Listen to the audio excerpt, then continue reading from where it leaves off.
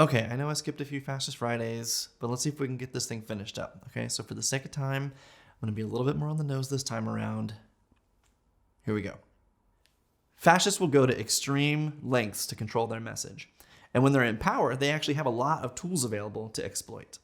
Existing media networks that already favor the ideology amplify a fascist message. You've got the well-known ones like Fox News, the lesser-known, more extreme ones like OAN and InfoWars, and the very under-the-radar networks like Sinclair, which buys up local news stations and then writes custom content for their anchors to feed to a trusting audience. Fascists are quick to push back against journalists that ask hard questions or find damning evidence against them. They'll try to discredit real journalists, shift public opinion against the messengers, ban them from the briefing room, create intelligence reports on them. A lot of stuff. All the while, they pump out a steady stream of content that shines a glowing light on their ideology, whether any of it's true or not. You know, like saying we're about to turn the corner on COVID while cases are actually spiking, or saying that kid who crossed state lines with a gun illegally and killed 2 protesters is a hero, or that voting by mail is somehow fraudulent, or that they have some big plan for what they're going to do with healthcare after they get rid of Obamacare. They live under this principle that as long as you say something a lot, people are going to believe that it's true, no matter what. This is actually a fascist propaganda tactic known as the big lie. And for about a third of the country, that mantra actually works. There are real people out there who believe the QAnon conspiracy, by the way, which suggests that Democrats are human trafficking, cannibalistic, Satan-worshipping pedophiles. Yeah. And FYI, if you've seen those hashtag Save the Children posts going around lately, that's actually QAnon's attempt at a rebrand. They're luring people in by posting stuff that's like clearly everybody agrees with, and then they sort of add more and more crazy stuff. It's kind of like Scientology. Which, by the way, Trump has refused to disavow QAnon or even like white supremacy. So, you know. Fascists also have a big problem with intellectuals and the arts because largely these are another group of people who are a source of criticism against a fascist leader. Trump actually suggested that the FEC or FCC look into SNL because Alec Baldwin made fun of him. He also tried to ban TikTok in the US after a bunch of people used it to organize what was effectively a big prank on him, requesting a whole bunch of tickets to his Tulsa rally, inflating their estimates, and then embarrassing them when nobody showed up. So, and I can't not mention Twitter, but yeah, you know, dude uses Twitter. And actually Twitter has had to put warnings on the president's tweets because they're misleading to the public, which they would normally delete or ban an account for, by the way. But the key here is that a fascist leader will go to huge lengths to control his message because it's an easy message to dismantle if you just listen to opposing voices, you know.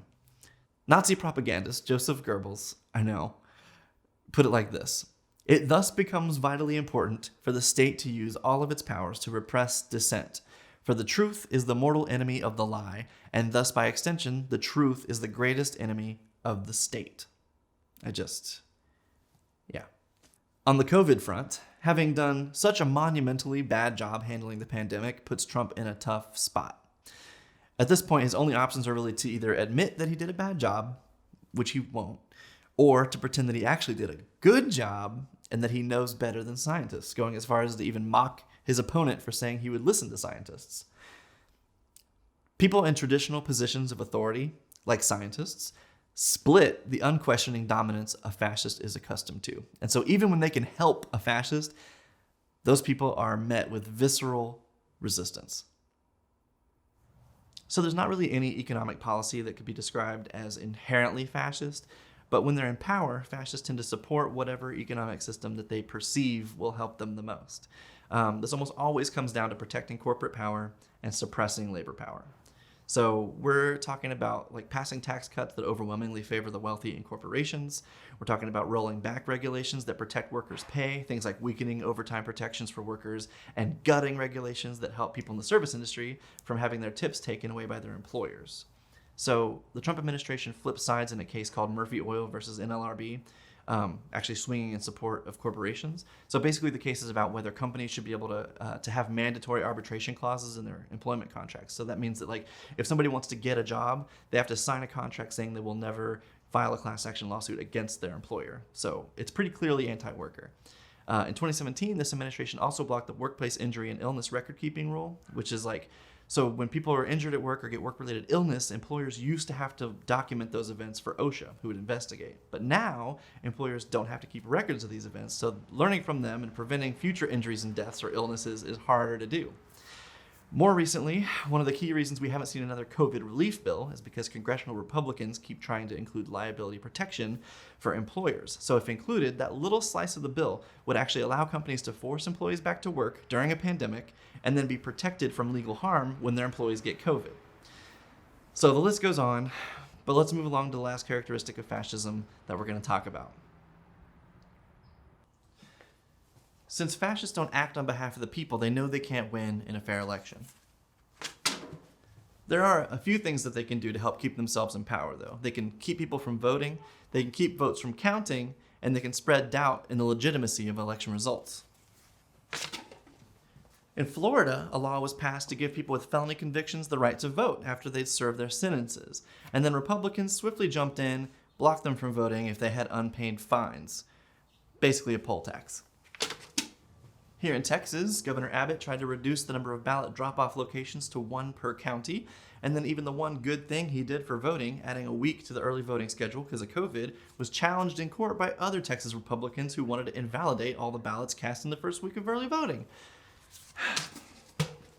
Also in Texas, a federal judge just rejected a bid by Republicans today to invalidate over 120,000 votes in Houston because people voted in a drive-through because of COVID instead of going into a place. Trump has floated the idea of postponing the election, complained about non-existent voter fraud, claimed that mail-in voting is somehow fraudulent, and then also suggested that North Carolina voters vote twice just to test the mail-in system. Republicans in several states are fighting to keep mail-in votes from being counted until Election Day, no matter how early they arrive, and then setting a time limit on when they need to be counted by. And on top of that, they don't want votes that arrive after Election Day to count either, even if they're postmarked on Election Day. Long story short, fascists will go to huge lengths to keep people from voting, to keep people from being able to vote, to keep votes that were cast from actually counting, and to keep people from trusting in the results of the election at all. And in the case of this election, it's all part of a plan to have the Supreme Court, with 3 Trump-appointed justices, decide the outcome of the election instead of American voters. Luckily, despite all of this, voters have been turning out in droves so far for early voting. Texas passed the total voter turnout for 2016 last week, and several other states are showing similar turnouts. All we can do is vote, and do what we can to get other people to vote too. This election is particularly important because of everything that we've talked about in this series, so if you haven't already, make sure you vote. And I'll see you tomorrow.